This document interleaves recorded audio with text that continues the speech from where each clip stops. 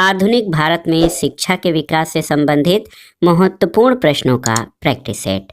पहला प्रश्न है दोस्तों, भारत में अंग्रेजों ने प्रथम मदरसा कहाँ पर स्थापित किया था? ऑप्शन है मद्रास, बम्बई, अलीगढ़ या कलकत्ता में। तो सही उत्तर कलकत्ता में। दोस्तों 1780 में वारेन हेस्टिंग्स ने कलकत्ता में मदरसा की स्थापना की थी। अगला प्रश्न है, एशियाटिक सोसाइटी ऑफ बंगाल के संस्थापक कौन थे? तो सही उत्तर हो जाएगा सर विलियम जोन्स। दोस्तों 1784 में हेस्टिंग्स के सहयोगी सर विलियम जोन्स ने एशियाटिक सोसाइटी ऑफ बंगाल, जिसका वर्तमान नाम एशियाटिक सोसाइटी है, इसकी स्थापना की ताकि एशिया के सामाजिक और प्राकृतिक इतिहास, पुरातत्व संबंधी कला, विज्ञान और साहित्य का अध्ययन किया जा सके। तो याद रखिएगा दोस्तों 1784 में एशियाटिक सोसाइटी ऑफ बंगाल की स्थापना सर विलियम जोन्स के द्वारा की गई थी। अगला प्रश्न है, वाराणसी में प्रथम संस्कृत महाविद्यालय की स्थापना किसने की थी? तो उत्तर है जोनाथन डंकन। दोस्तों देखिए 1791 याद रखिएगा 1791 में जो है बनारस के ब्रिटिश रेजिडेंट जोनाथन डंकन के प्रयत्नों से बनारस में प्रथम संस्कृत कॉलेज खोला गया था। अगला प्रश्न है, किसे पेरिस की रॉयल एशियाटिक सोसाइटी की सदस्यता प्रदान की गई थी? ऑप्शन है दादा भाई नौरोजी, माइकल मधुसूदन दत्त, राजा राम मोहन राय या विवेकानंद। तो सही उत्तर Michael Madhusudan Dutt. Option B आपका सही उत्तर है।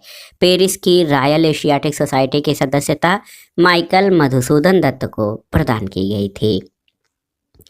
अगला प्रश्न है, निम्नलिखित अंग्रेजों में कौन था जिसने सर्वप्रथम भगवत गीता का अंग्रेजी में अनुवाद किया था? तो आप जानते हैं भगवत गीता का अंग्रेजी में अनुवाद चार्ल्स विल्किंस के द्वारा किया गया था। दोस्तों याद रखिएगा वारेन हेस्टिंग्स के काल में चार्ल्स विल्किंस ने भगवत गीता का प्रथम आंग्ल अनुवाद किया, जिसकी प्रस्तावना स्वयं वारेन हेस्टिंग्स ने लिखी थी। अगला प्रश्न है कि निम्नलिखित में से किसने कालिदास की प्रसिद्ध रचना शकुंतला का पहली बार अंग्रेजी में अनुवाद किया था? तो उत्तर है सर विलियम जोन्स ने। Option D.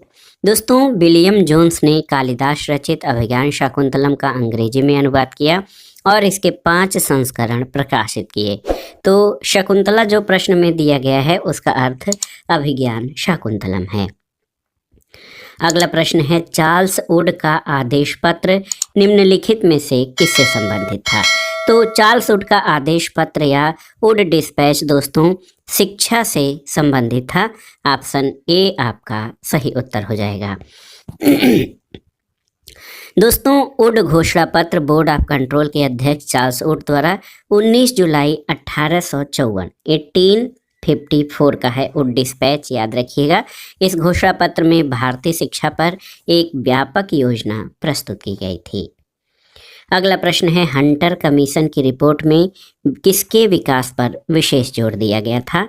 बालिकाओं की शिक्षा, उच्च शिक्षा, प्राथमिक शिक्षा या तकनीकी शिक्षा? तो सही उत्तर हंटर कमीशन में मुख्य रिपोर्ट प्राइमरी एजुकेशन यानी प्राथमिक शिक्षा को दी गई थी। हंटर कमीशन 1882 का है, याद रखिएगा 1882। दोस्तों 1882 में डब्ल्यू हंटर की अध्यक्षता में जो है एक आयोग गठित किया गया था और 1854 के बाद शिक्षा के क्षेत्र में हुई प्रगति की समीक्षा के लिए हंटर आयोग गठित किया गया था। इस आयोग की रिपोर्ट में प्राथमिक शिक्षा के सुधार और विकास पर विशेष जोर दिया गया था। अगला प्रश्न है दोस्तों, national council of education NCE national council of education की स्थापना कब की गई? तो 15 अगस्त 1906 को। याद रखिएगा 16 नवंबर 1905 को कलकत्ता में एक सम्मेलन का आयोजन किया गया।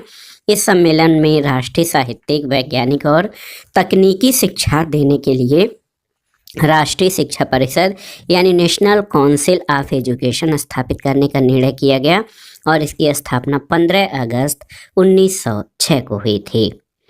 अगला प्रश्न है, सैडलर आयोग किससे संबंधित है? तो दोस्तों सैडलर आयोग जो है ये शिक्षा से संबंधित है। आपकी जानकारी के लिए बता दें कि इस आयोग का यह विचार था कि यदि विश्वविद्यालय शिक्षा का सुधार करना है तो माध्यमिक शिक्षा का सुधार जरूरी है।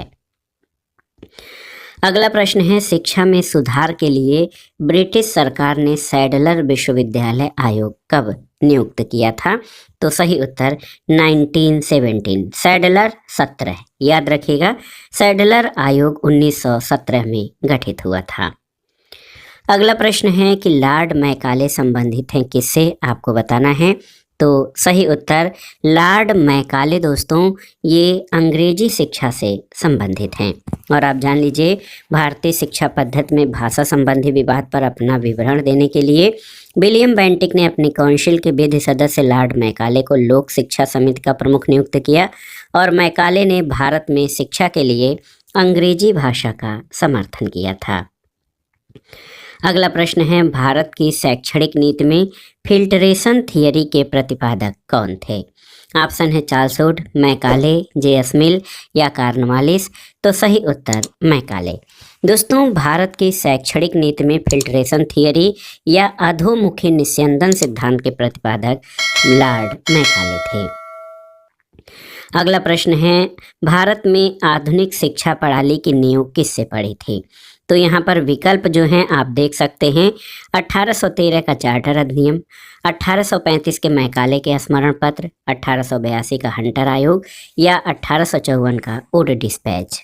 तो सही उत्तर है मैकाले के मिनट्स। दोस्तों, ऑप्शन बी सही उत्तर है।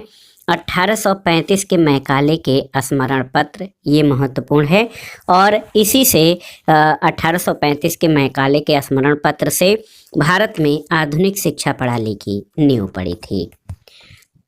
अगला प्रश्न है, किसके शासनकाल में भारत में अंग्रेजी शिक्षा प्रारंभ की गई? आपको बताना है। तो लॉर्ड विलियम कैवेंडिश बेंटिक के शासनकाल में। दोस्तों, याद रखिएगा, governor general Lord William Bentinck, जिसका समयकाल 1828 से 1835 था, इसके शासनकाल में 7 मार्च 1835 को लॉर्ड मैकाले के प्रस्ताव को स्वीकृत कर भारत में अंग्रेजी को उच्च शिक्षा का माध्यम मान लिया गया था। अगला प्रश्न है, भारत में प्रथम 3 विश्वविद्यालय कलकत्ता, मद्रास और बम्बई की स्थापना किस वर्ष हुई थी? आपको बताना है। तो सही उत्तर 1857। याद रखिएगा, 1857 में जो प्रथम स्वतंत्रता संग्राम हुआ था उसी वर्ष भारत में 3 विश्वविद्यालय स्थापित किए गए थे।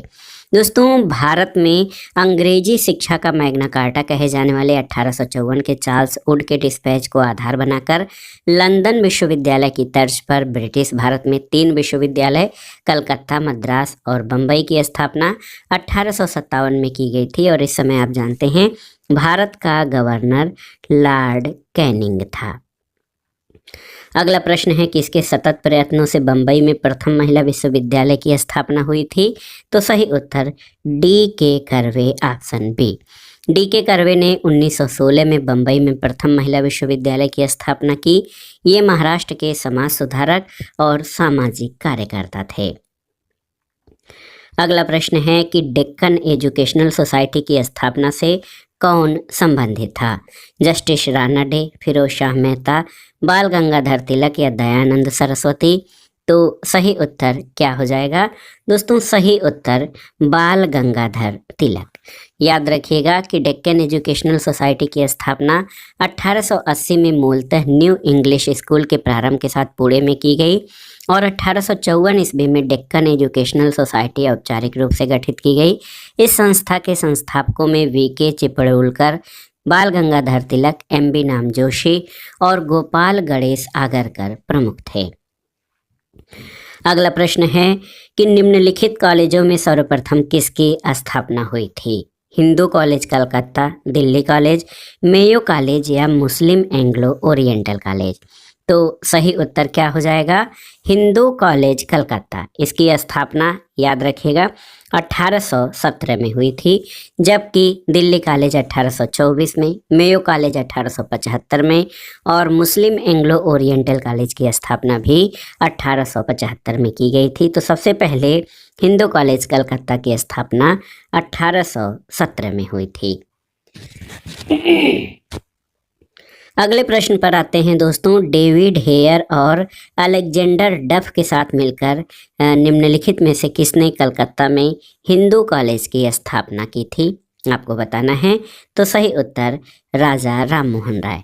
दोस्तों राजा राममोहन राय ने 1817 में डेविड हेयर और अलेक्जेंडर डफ के साथ मिलकर कलकत्ता में हिंदू कॉलेज की स्थापना की थी। अगला प्रश्न है, किसे सर्वप्रथम केंद्रीय विश्वविद्यालय या सेंट्रल यूनिवर्सिटी घोषित किया गया? अलीगढ़ मुस्लिम विश्वविद्यालय अलीगढ़, डॉक्टर भीमराव अंबेडकर विश्वविद्यालय लखनऊ, बनारस हिंदू विश्वविद्यालय वाराणसी या इलाहाबाद विश्वविद्यालय? तो सही उत्तर है बनारस हिंदू विश्वविद्यालय वाराणसी। दोस्तों याद रखिएगा, ये जो यूनिवर्सिटीज़ दी गई हैं इसमें BHU को सबसे पहले केंद्रीय विश्वविद्यालय का दर्जा दिया गया।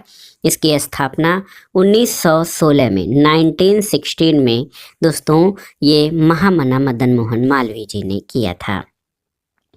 अगला प्रश्न है, बुनियादी शिक्षा का विचार सबसे पहले किसने प्रस्तुत किया था? तो उत्तर है महात्मा गांधी ने। और आप जान लीजिए, बुनियादी शिक्षा या बुनियादी तालीम का विचार महात्मा गांधी ने अपनी वर्धा योजना 1937 में प्रस्तुत किया। इसके अंतर्गत विद्यार्थियों को मातृभाषा में 7 वर्ष तक विद्या अध्ययन करवाया जाता था और इस योजना का मूलभूत सिद्धांत जो है वो हस्त उत्पादक कार्य या जो है रोजगार प्राप्ति के लिए शिक्षण या प्रशिक्षण देना था। अगला प्रश्न है, निम्नलिखित में से वह आयोग कौन सा है जिसने सबसे पहले भारत में प्राथमिक और माध्यमिक शिक्षा पर ध्यान दिया था? तो सही उत्तर चार्ल्स आयोग। दोस्तों सबसे पहले चार्ल्स वुड आयोग में प्राथमिक और माध्यमिक शिक्षा पर ध्यान दिया गया और इस आयोग ने सुझाव दिया कि ग्राम स्तर पर देशी भाषा के माध्यम से अध्ययन के लिए प्राथमिक पाठशालाएं स्थापित की जाएं और उनसे ऊपर जिला स्तर पर एंग्लो वर्नाकुलर हाई स्कूल और संबंधित कॉलेज खोले जाएं। अगला प्रश्न है, निम्नलिखित में से किसने भारतीय विश्वविद्यालयों में धार्मिक शिक्षा के लिए प्रबल रूप से वकालत की थी? तो सही उत्तर मदन मोहन मालवीय, ऑप्शन डी।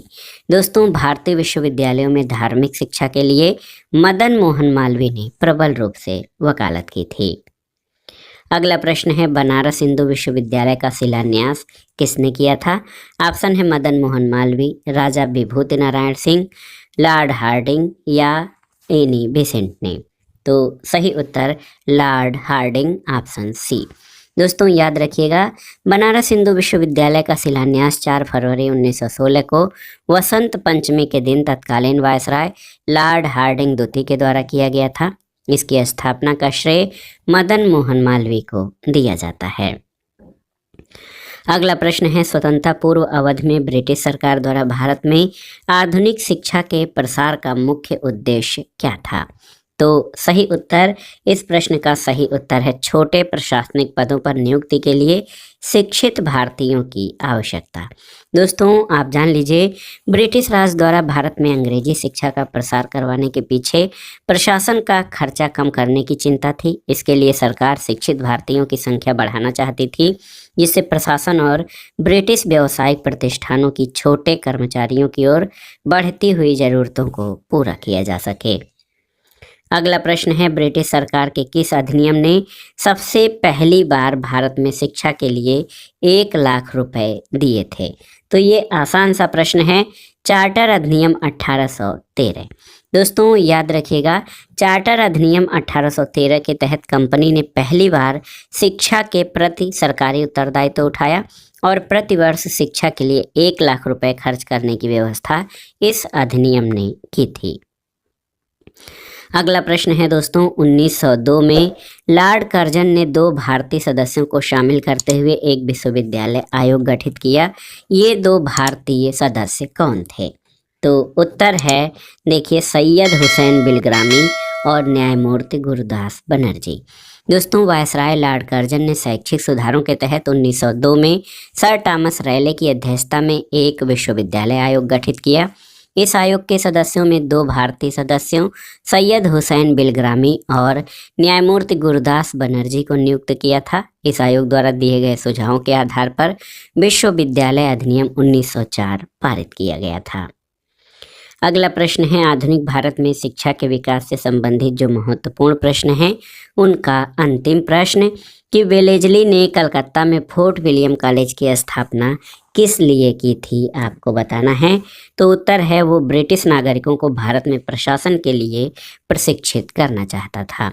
कलकत्ता में ईस्ट इंडिया कंपनी के तत्कालीन गवर्नर जनरल वेलेजली द्वारा 1800 ईस्वी में फोर्ट विलियम कॉलेज की स्थापना की गई और इस कॉलेज की स्थापना का मुख्य उद्देश्य ईस्ट इंडिया कंपनी की सेवा में नियुक्त यूरोपीय अधिकारियों को भारत में प्रशासन के लिए प्रशिक्षित करना था।